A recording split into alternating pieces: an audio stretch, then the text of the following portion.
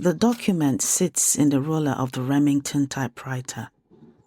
The first line is already typed. He has read it. He has not moved his hands for 4 minutes. Outside on Ogui Road, a lorry passes toward the collieries, loaded. Obiechina does not watch it go. He is looking at the paper. The paper is titled Labor Classification Schedule, Udi Division, Category Review, October 1948. His English is flawless. It is why they gave it to him. On the employment file in the front office cabinet, his name reads O. Ezilo. Nobody at the secretariat has ever said Obiechina aloud. The Obiechina who sits in the typing pool of the Native Authority Secretariat on Ogui Road is, as far as the ledger is concerned, a function, a reliable one. His uncle works the Udi mines. His uncle's name will not appear in this document. His uncle's ceiling will. The Remington waits.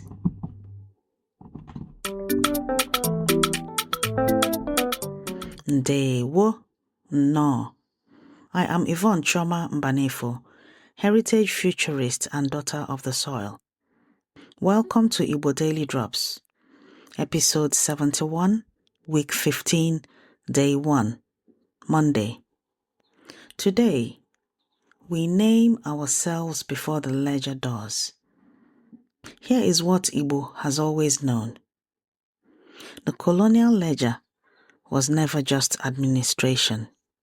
It was the first draft of an erasure, and the man who typed it knew, which is why he wrote his own name in Igbo in the margin, where the document could not follow him. Ka anyị bido. Let us begin. The classification schedule assigns Igbo mining workers to racial labor categories. It will determine their wage ceiling for the next 5 years. Obiechina knows this. Every line he types is a ceiling somebody will spend their life under. He is halfway down the second page when it arrives. One line, crossing his mind like a harmattan wind finding a gap in the roof. The colonial administration hired him to type their documents. He was very good at it. This was, it turns out, its own form of ambush. He keeps typing. The ceiling rises in the roller, page by page. Today, 3 sentences. The sentences you say when the ledger reaches for you. When someone else's category is about to become your name. Repeat after me. Sentence 1. Anyị bụ ndị Igbo. In English, we are Igbo people. Anyị bụ ndị Igbo. Anyị bụ ndị Igbo. Anyị bụ ndị Igbo. These are the words Obiechina will write first, in the margin, in his own hand. Sentence 2. Anyị bụ umunna. In English, we are kinsmen. Anyị bụ umunna. Anyị bụ umunna. Anyị bụ umunna. This is the sentence the colonial administration spent 50 years trying to make him forget. Sentence 3. Anyị bụ ezinụlọ. In English, we are a family. Anyị bụ ezinụlọ. Anyị bụ ezinụlọ. Anyị bụ ezinụlọ. This is the last thing he writes. The smallest circle, his mother, his brother, his uncle, underground.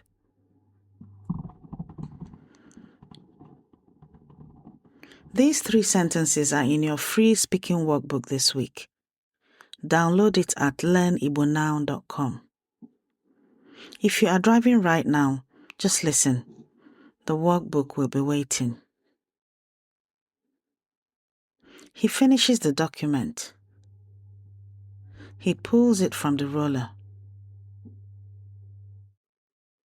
He does not carry it to the district officer's desk. Not yet. He sets it flat on the typing table. He picks up a pencil. In the bottom margin, the white space a typist would never use, he writes 3 things. His Igbo name, his village, his umunna. Not as protest, as record. Obiechina ezilo. Ime eziowa. Ụmụagba. The ancestors will read it even if no one else does.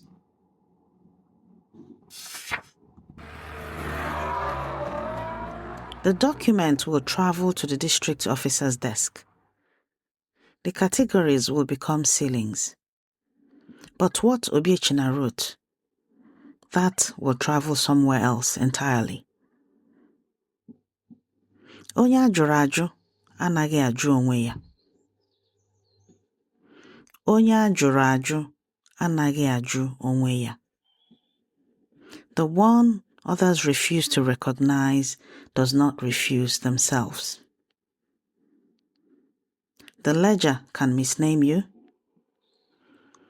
It cannot decide whether you still answer to your own name.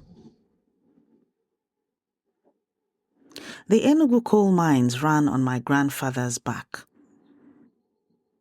Egwu ọnwụ tagbo. May the fear of death not destroy me, was one of the men the colonial administration documented as units. Wage bands on a classification schedule. Carolyn A. Brown, historian at Rutgers University, documented this in 2003. The colonial state treated Igbo miners as abstract labor power. Her phrase, deliberately stripped of the umunna, the patrilineage that gave a man his citizenship in both the world of the living and the world of the ancestors. And here is the thing economists like A.G. Hopkins confirmed in 2009. Colonial violence didn't require hatred. It required paperwork. Hatred was inefficient. Categories were scalable. What the Yoruba Ogboni society understood. What the Maori Hapo understood. What the Igbo umunna encoded long before any of this. That the smallest unit of resistance to classification is the name you give yourself in the language they cannot read. Onye ajụrụ anaghi ajụ onwe ya. Onye ajụrụ anaghi ajụ onwe ya. The ledger classifies, the name refuses classification. If you want to practice these sentences with other families, with your children, the Igbo village speaking gym will soon be open. Before this day ends, say Anyị bụ ndị Igbo aloud as you look at your own name, written anywhere, on anything. not as language practice, as a declaration. Onye ajụrụ, anaghi onwe ya. What others refuse to see in you is not what you owe yourself. Every sentence you learn is a drop, and every drop feeds Oke Osimiri Mmụta Igbo, the ocean of Igbo knowledge. Grab your free speaking workbook at learnibonow.com. Rate us wherever you're listening. Your review is how another learner finds their way home. This has been your Igbo Daily Drop. Abụ nwanne gị nwanyị Yvonne Choma Mbanefo. I am your sister Yvonne Choma Mbanefo. Ka aha gị dị ndụ n'ọnụ nne gị. May your name live on your mother's tongue. Ka anyị hụ echi. Until we meet again tomorrow.